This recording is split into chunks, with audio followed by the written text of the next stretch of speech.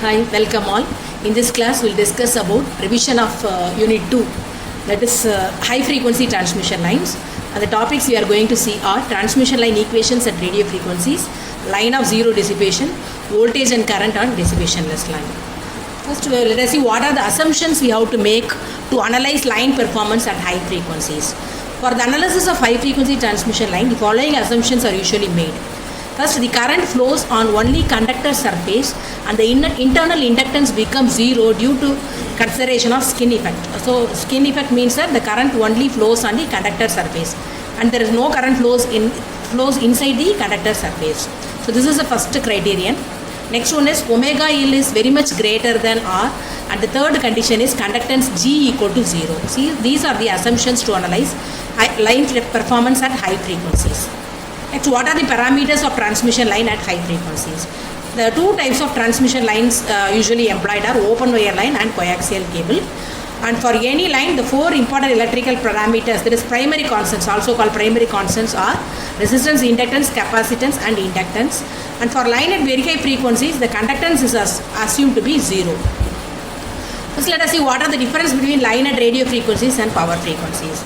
So, we have two types of transmission lines, one used at power line frequencies and another at high frequency or radio frequency. So, the power transmission lines are electrically short in length. That means the parameters of the transmission line are lumped or lumped. Efficiency is high for power transmission as compared to other sources. And also the design considerations are simple for power transmission systems as the frequency is fixed either at 50 Hz or 60 Hz. Hence the design considerations are simply.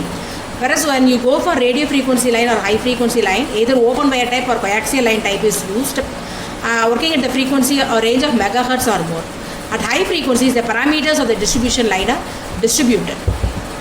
Let us see parameters of open wire line at high frequency. So, we are going to see the parameters of open wire line as well as coaxial line at high frequencies. At high frequency, as we have seen, skin effect is dominant and hence the current flows only on the conductor surface and there is no current flowing inside the surface of the conductor. And also the internal flux and the internal inductance both reduce to zero. So, the inductance of the open wire line is given by this formula, that is L equal to 4 into 10 power minus 7 natural logarithm of D by A Henry per meter. So, when you substitute natural logarithm of N, instead of when you convert from natural logarithm to the log to the base 10, we can multiply it with natural logarithm of 10. Ln of 10 value is 2.3. So, the inductance is given by 9.21 into 10 power minus 7 log to the base 10 2 by A Henry per meter. So, this is the inductance value of open wire line at high frequency. Similarly, how do you define the capacitance? So, the capacitance is given by pi epsilon by Ln D by A. Similarly, when you convert from natural logarithm to log to the base 10, this is given by 12.07 epsilon r by Ln log to the base 10 D by A. Here we have also replaced the value of pi and epsilon equal to epsilon 0 into epsilon r, where epsilon 0 equal to 8.854 into 10 power minus 12. And also one more parameter we are saying, the cross section of the conductor is given by 1 by root of pi f mu sigma meter. Okay, where f is the frequency, mu is the permeability and the sigma is the conductivity of the conductor, which is given by 5.75 into 10 power 7 mole per meter. So, when you substitute these values for mu and sigma, the thickness is given by del equal to or this is the value for skin depth, it is also called skin depth. Okay, the skin depth is given by 0.0664 by root f meter. And also we are describing two more parameters, that is DC resistance and AC resistance. Where DC resistance is given by K by 4 pi A square and the AC resistance is given by K by 2 pi A delta, where K is the parameter which is the inverse of the conductivity, 1 by sigma. Okay, so and when you divide this RAC by RDC, you will be obtaining 7.53 into A root F. So, we have defined four parameters for the open wire line, that is inductor, capacitor, then delta, the del, that is called the cross section of the conductor or skin depth. Next is the two resistances RDC and RAC. So again we are going to see for these parameters for coaxial line at high frequency. Okay. The value of inductance is given by 2 into 10 power minus 7 ln V by A, and the capacitance is 2 pi epsilon by ln B by A, where B is the outer conductor radius and A is the inner conductor radius. Okay. Similarly, AC resistance and DC resistance. So this is the optimum design consideration for open wire line and coaxial line. Coaxial line, open wire line, B by A, the ratio of outer conductor radius to inner conductor radius, and then impedance, and then D by A for open wire line, and then diameter of the conductor, okay, and length of the conductor, and is given by the impedance. So these are the design consideration for open wire line and coaxial line. And this graph shows the variation of the resistance with the parameter B by A or D by A for open wire line and coaxial line. Okay, so this topic we have discussed about the parameters of open wire line and coaxial line at high frequency. Okay, next we will see about the dissipationless line and lossless line. Okay, two consideration analysis of line performance are: R is small compared to omega L. Such a line is called small dissipation line, and zero dissipation line. If R is completely neglected, if the resistance is completely neglected, then it is called a zero dissipation line. In this case, the line is used for transmission of power at high frequency and the losses are neglected completely. So this is there is a small dissipation and zero dissipation line. Considering for zero dissipation line or dissipationless line, the characteristics, so the secondary constants, characteristic impedance and propagation constants. As we already know, the characteristic impedance is given by root of Z by Y, and the propagation constant is given by root of ZY. So where Z is equal to R plus j omega L, Y equal to G plus j omega C.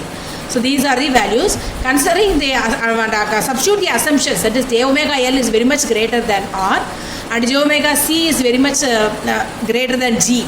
Okay, so we neglect this R and G. So we will be having root of j omega L by j omega C, which is equal to root of L by C. It is purely resistive.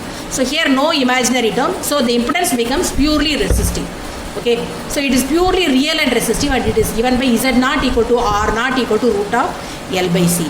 Similarly, when you substitute for propagation constant, here you remove this R equal to G equal to 0. So you have only j omega root LC. So the propagation constant equal to j omega root LC. Also gamma is given by alpha plus j beta. And for this dissipationless line or lossless line, alpha equal to 0. So alpha equal to 0. So simply beta or propagation constant will be equating to omega root of LC radians per meter. Okay. So alpha equal to 0, beta equal to omega root of LC, and Z naught equal to R naught equal to root of L by C. This is for the dissipationless line or zero dissipation line. And the velocity of propagation, as you know, is given by V equal to omega by beta, which is again given by 1 by root of LC meter per second, which is again the velocity of light in free space, velocity of propagation, velocity of light in space. Okay. Similarly, lambda, when you derive lambda equal to 2 pi by beta, which is given by substitute beta equal to omega root LC. So it is 2 pi by omega root LC meter. Okay. And so we have next we go to the topic voltages and currents on a dissipation line. Already in the first unit we have derived the voltage equations, transmission line equations for voltage and current at any point in the transmission line. Starting from that, we are going to derive for what are the voltage and current equations for a dissipationless line. So consider this transmission line where ES is the voltage source, ZR is the receiver impedance, and IS is the sending end current, IR is the receiving end current, and we are going to measure at voltage at any point E and I, voltage and current, and the receiver voltage, voltage at the receiver end is ER. And the length of the transmission line is L. Consider a point here where from the receiving end it is S, and from the sending end the distance is X. Okay. Okay. So already we have derived this equation, E equal to ER cos h gamma L minus X plus IR Z naught sin h gamma L minus X. And put L minus X equal to S in this equation, ER cos h gamma S plus IR Z naught sin h gamma S. But at very high frequencies, Z naught equal to R naught and gamma equal to J beta. So this equation can be written as, rewrite this equation as, so instead of gamma I am just putting J beta. Okay. J beta S plus IR R naught sin h J beta S. And you replace, as you know, cos h theta equal to e power cos h theta equal to cos h of theta equal to e power theta plus e power minus theta by 2. So here we are representing e power j beta s plus e power minus j beta s by 2. Similarly for sine.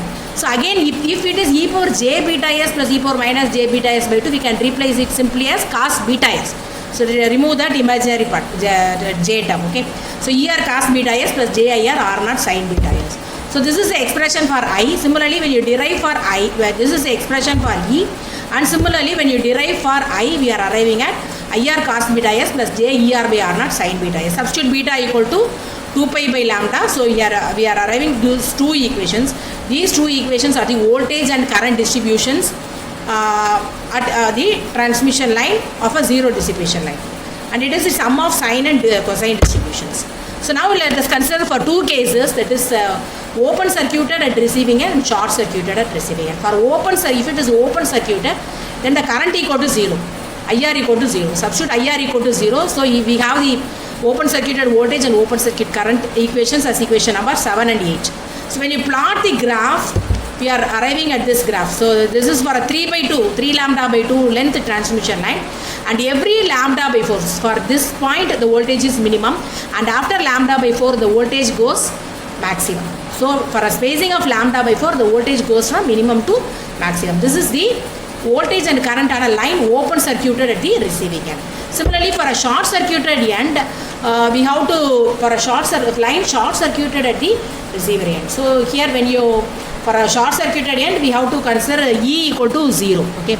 So we have to consider ER equal to 0. When you consider ER equal to 0, we are arriving at expressions for ESC and IAC, and we are plotting the current and voltage waveforms like this. Again, for every lambda by 4, the voltage or current goes from minimum to maximum.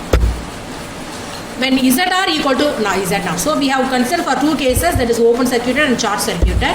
Now you consider the case where the line is perfectly matched. That is ZR equal to is R naught. For perfect match conditions, there are no reflections occur. K equal to ZR minus R naught by ZR plus R naught. So if ZR equal to R naught, then what will happen? K will be equal to 0. Then reflection coefficient is 0. There are no reflected waves.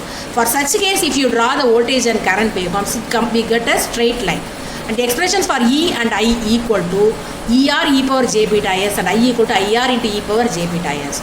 So both voltage and current have constant magnitude with 0 attenuation. This is for the case ZR equal to R naught. Okay. So now how do you define a node and a node? The point at which 0 voltage or current is obtained, that is this point is called the node, and the point at which the maximum voltage or current is obtained in a standing wave is called the antinode. So these are the definitions for node and antinode. Thank you.